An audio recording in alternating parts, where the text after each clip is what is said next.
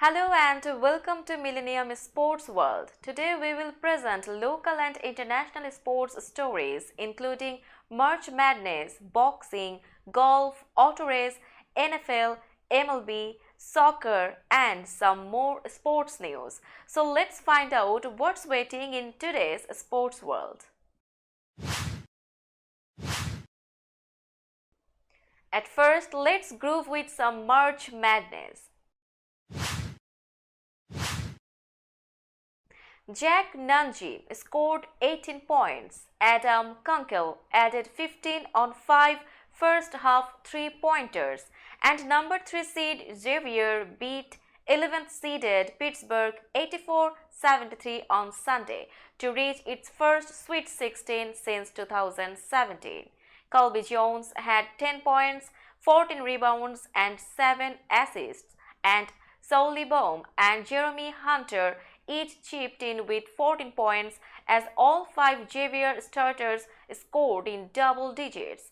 Xavier distributed the ball well, particularly early on with 17 assists on 19 baskets in the first half to build a 48-34 lead at the break. The Musketeers finished with 22 assists.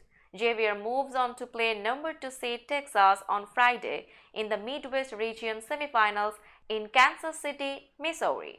Blake Hinson scored 18 points and Jamarius Burton had 16 for Pitt.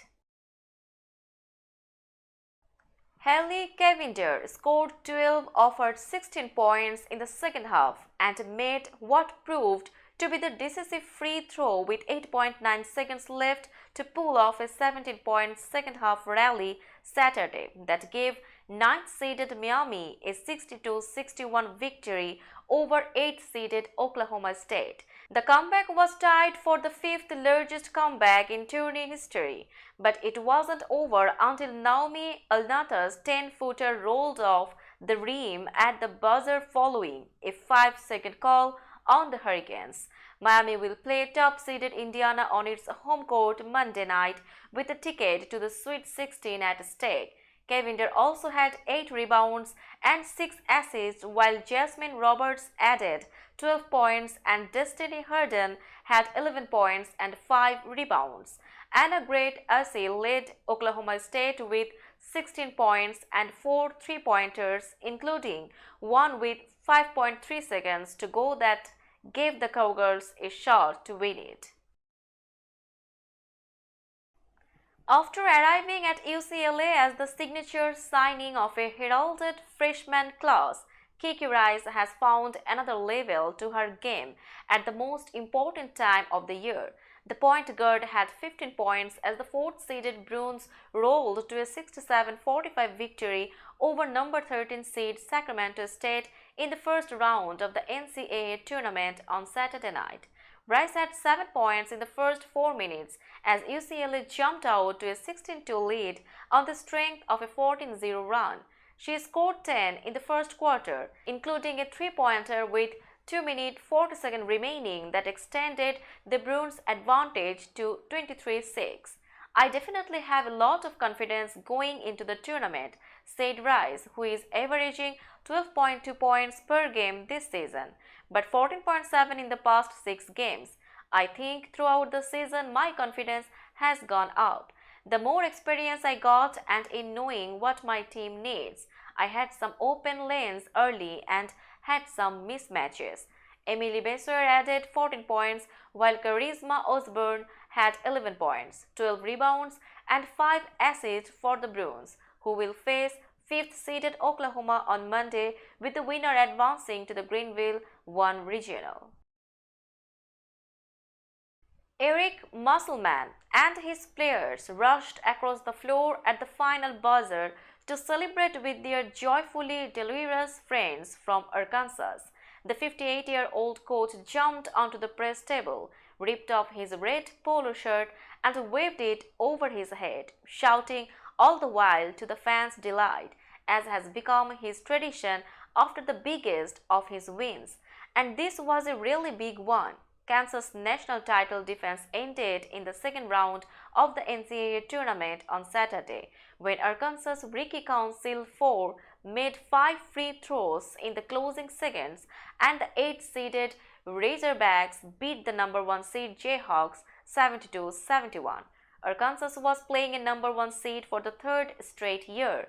Last year, the Razorbacks knocked out Gonzaga on the way to their second straight Elite Eight. This time, the Razorbacks survived shaky offensive play early and foul trouble late. They became the first team to beat a number 1 seed with 3 players fouling out, according to OptaStats. Before Alabama took the court, 2 number 1 seeds had fallen and a third had to rally from a double-digit deficit. By comparison, the Crimson Tide had a drama-free night. Javon Quinerly scored 22 points. Brandon Miller heated up with 19, and top overall seed Alabama brushed aside Maryland 73-51 behind a dominant second half Saturday.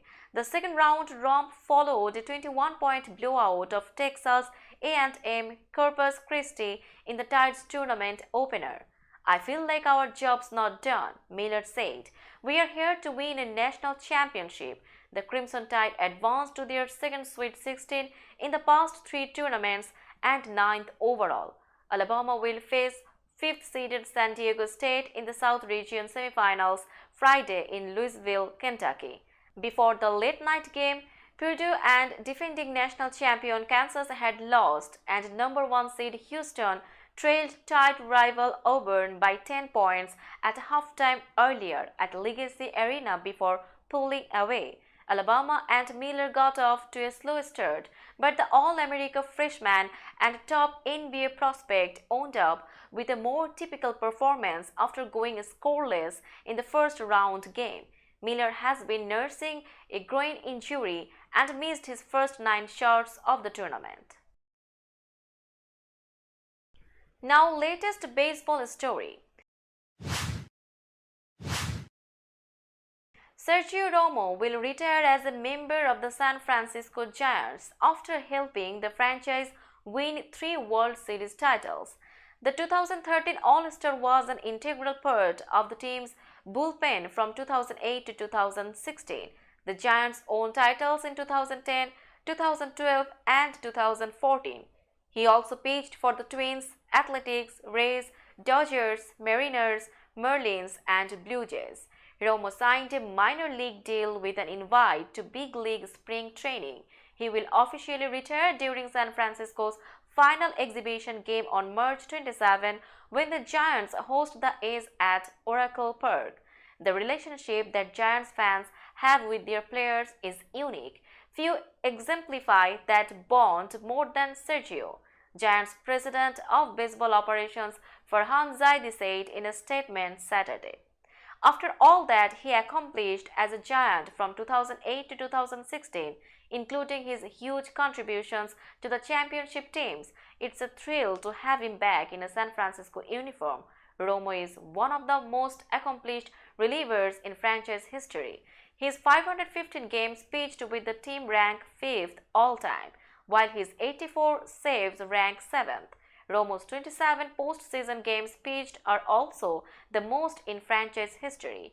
He struck out Miguel Cabrera to clinch the Giants' sweep of the Tigers in the 2012 World Series. Romo had a 42-36 record, a 3.21 ERA, 137 saves, 789 strikeouts in 15 big league seasons. Houston Astros star Jose Altuve has a broken right thumb and needs surgery after getting hurt in Venezuela's 9-7 quarterfinal loss to the United States at the World Baseball Classic. The Astros said Sunday they will announce a prognosis for the second baseman after the operation. The right-time All-Star and the 2017 American League MVP fell after he was struck by a 95.9 mph sinker from Colorado reliever Daniel Byrd in the 5th inning Saturday night. Altuve grimaced as he walked off with an athletic trainer. Altuve's injury occurred 3 days after New York Mets All-Star closer Edwin Diaz sustained a season-ending knee injury during the post-game celebration of Puerto Rico's 5-2 win over the Dominican Republic. Diaz tore the patellar tendon in his right knee and had surgery on Thursday. It appears it could be a while, Astros manager Dusty Baker told reporters Sunday at spring training in West Palm Beach, Florida, where Altuve returned for a medical examination. Utility man Mauricio Dubon, who batted .208 games last season, is expected to move into the Astros lineup to replace Altuve. Now, NFL stories.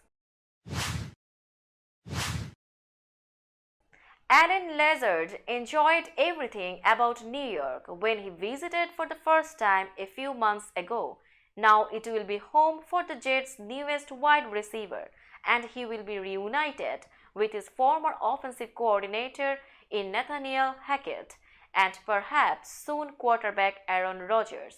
Lazard signed a 4-year contract with the Jets on Friday, a deal owed $44 million and includes $22 million guaranteed, according to multiple reports. For me, I just wanted to get to a big city, Lazard, who is from Iowa, said during a Zoom call. I wanted to get to a spot that especially has just a melting pot of culture and just be able to get that experience. You know, the bright lights, New York City. The Big Apple spotlight might soon shine on Rodgers, Lazard's former Packers teammate, who said on the Pat McAfee show this week that he intends to play for New York this year after 18 seasons in Green Bay. The sides are still working on compensation details to try to complete a trade. Lazard knows expectations will rise enormously if Rodgers lands with the Jets, a franchise that hasn't been to the Super Bowl since 1969 and has the NFL's longest active playoff drought at 12 seasons. Missouri linebacker Chad Bailey was suspended from the team after he was arrested on suspicion of driving while intoxicated early Sunday, the team said. The 23-year-old, who was a team captain last season, was booked at about 2:45 a.m. and released after posting $500 bond, according to online records from the Boone County Sheriff's Office. We are aware of the situation involving Chad Bailey, Missouri coach Ellie Drinkwitz said in a statement to the St. Louis Post-Dispatch. He has been suspended according to Department of Athletics policy. We have high expectations for all of our student athletes on and off the field, and we will follow all departmental and campus policies. Bailey was Misso's third leading tackler with 57 stops last season.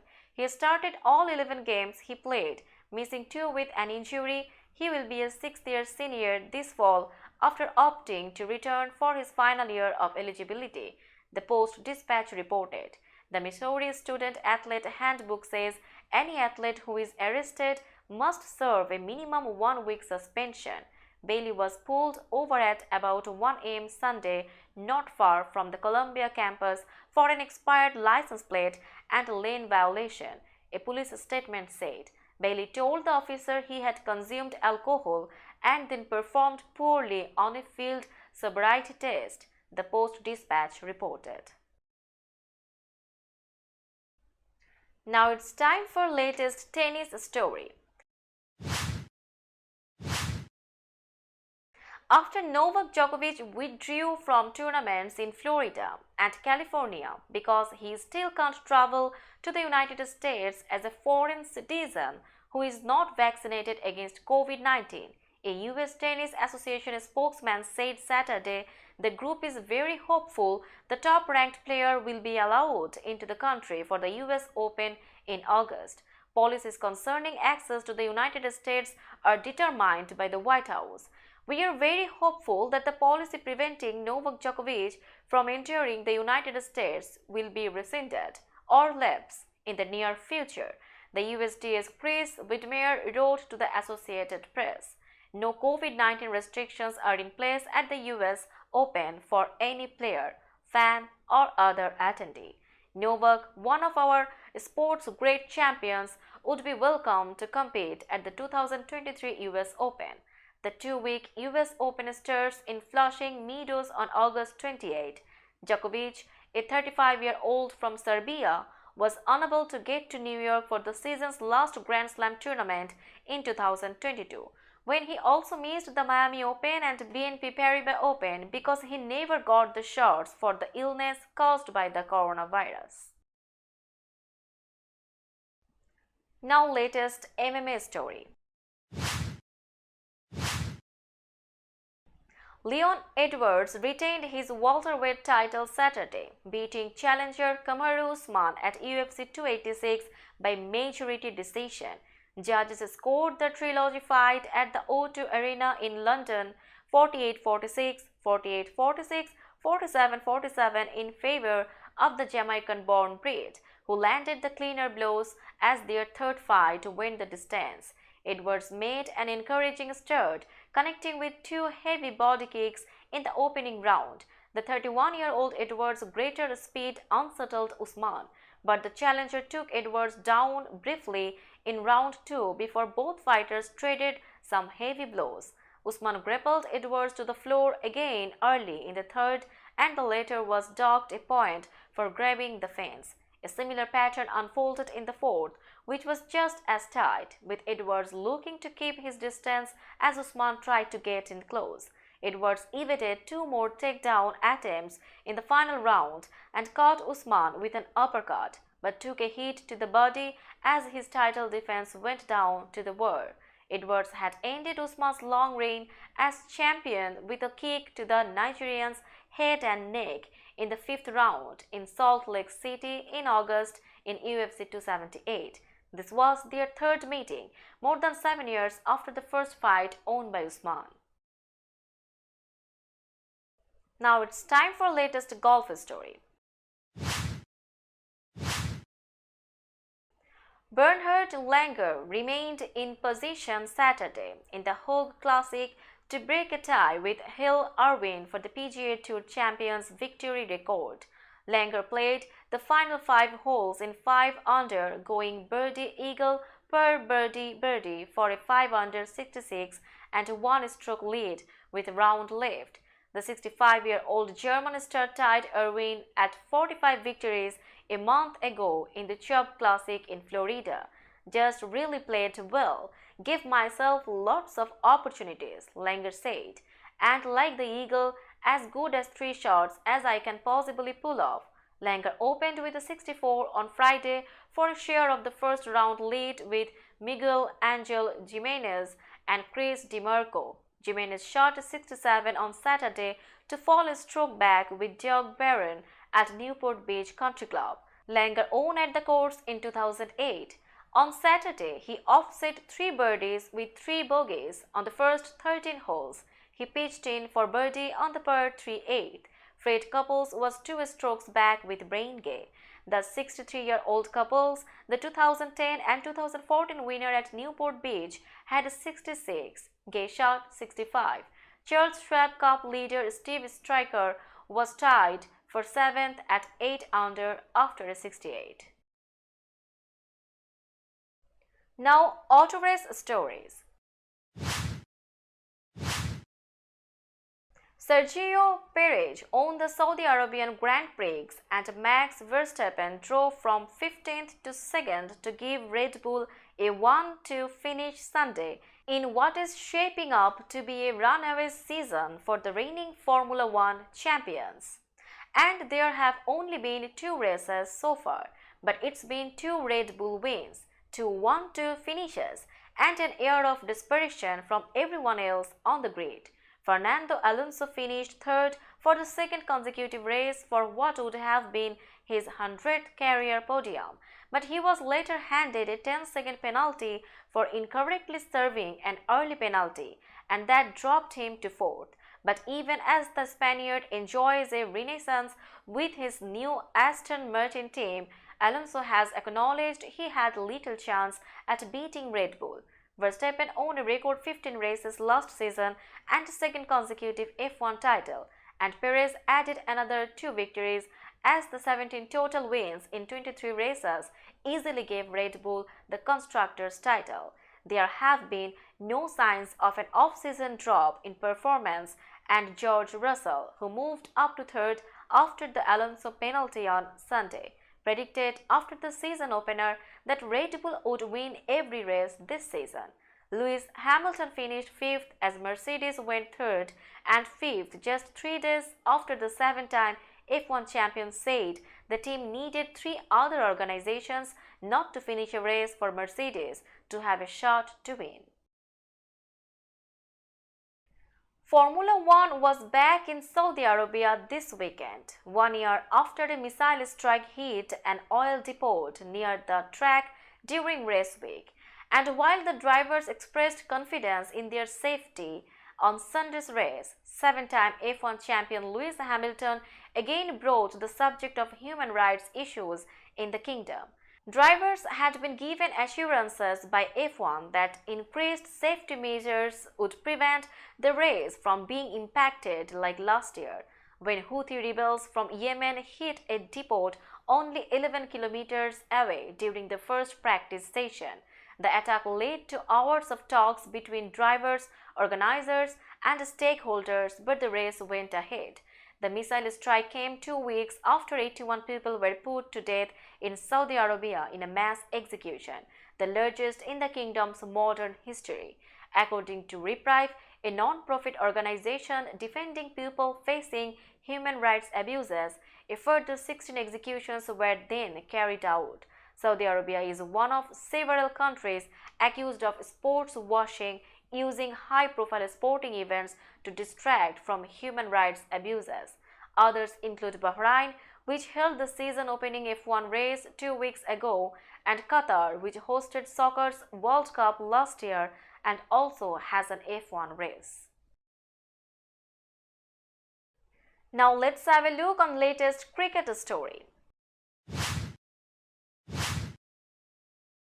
Mitchell Starc led an Australian fast bowling demolition of India as the visitors won the second ODI by 10 wickets to level the three-match series on Sunday.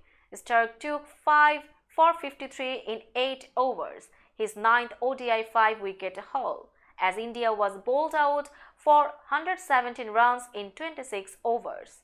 Sean Abbott took 3 for 23 in 6 overs, while Nathan Ellis picked up 2 for 13 in 5.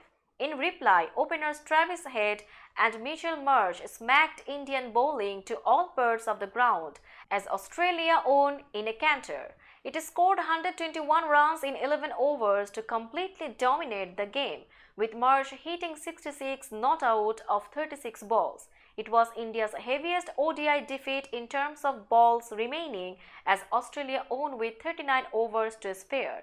The three-match series is now level 1-1 after India won the first ODI in Mumbai by 5 wickets.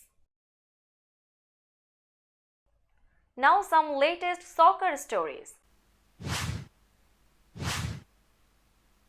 Arnaud Calimundo scored against his boyhood club as leader Paris Saint-Germain was beaten 2-0 by Rennes in its first home loss in the French league this season on Sunday. The win ended PSG's 35-match unbeaten run in the league at the Parc des Princes. The 21-year-old Calimundo joined PSG's youth system when he was 9 years old and signed with Rennes last summer, looking for more playing time away from the armada of PSG stars. Calimundo was under contract with PSG until 2024 but spent the last 2 seasons on loan at Lens. Rennes, which had already prevailed in the corresponding fixture in Brittany 2 months ago, made the most of PSG's passivity and relied on goalkeeper Steve Mandanda's decisive saves to produce a clean sheet. Karl Toko Ekambi scored Rennes' first goal. PSG looked slow and lethargic, relying in vain on the skills of Kylian Mbappe and Lionel Messi. Mbappe had 2 good chances to break the deadlock in the first half, but the France star was denied twice. Mandanda stopped Mbappe's chipped effort in the 26th minute. The former France keeper then blocked Mbappe's shot from Messi's deep pass with a superb reflex save in the 40th. Rennes waited patiently and took its chance at the stroke of half-time when Benjamin Bourigeaud picked out Toko Ekambi behind the defense. The Cameroon forward controlled the ball with a delicate touch and beat Gianluigi Donnarumma with an angled shot.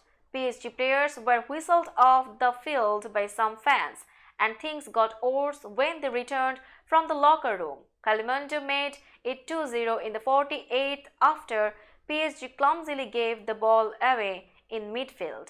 He did not celebrate his goal. PSG pressed harder as it tried to pull one back but made too many technical mistakes and was vulnerable to counterattacks, with Rennes having the best chances after the interval.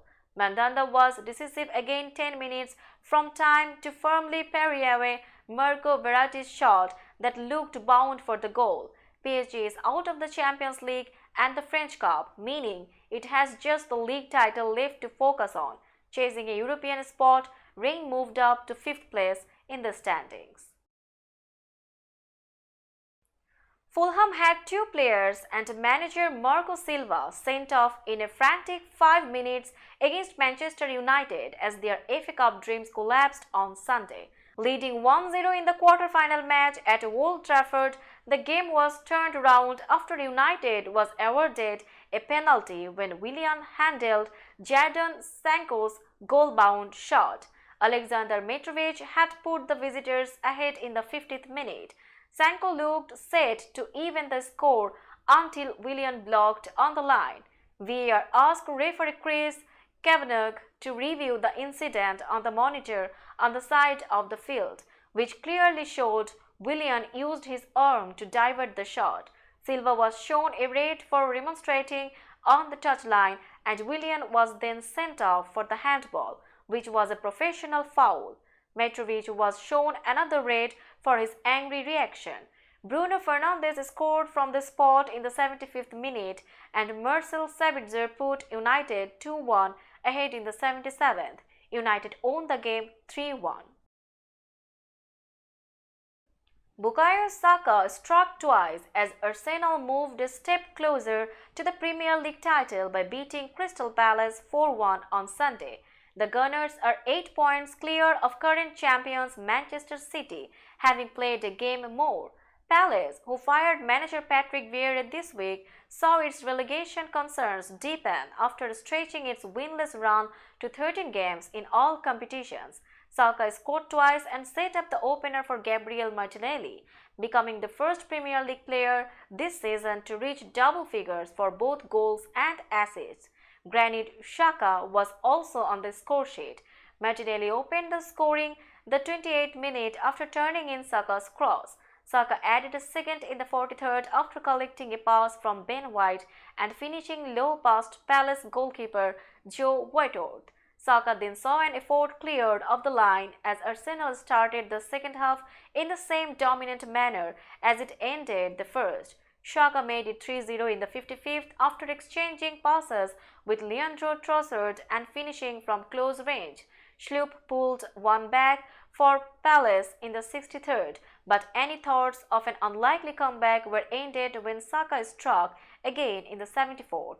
Palace is 3 points above the relegation zone, but fellow strugglers Bournemouth, West Ham, Leicester, Nottingham Forest and Leeds have games in hand.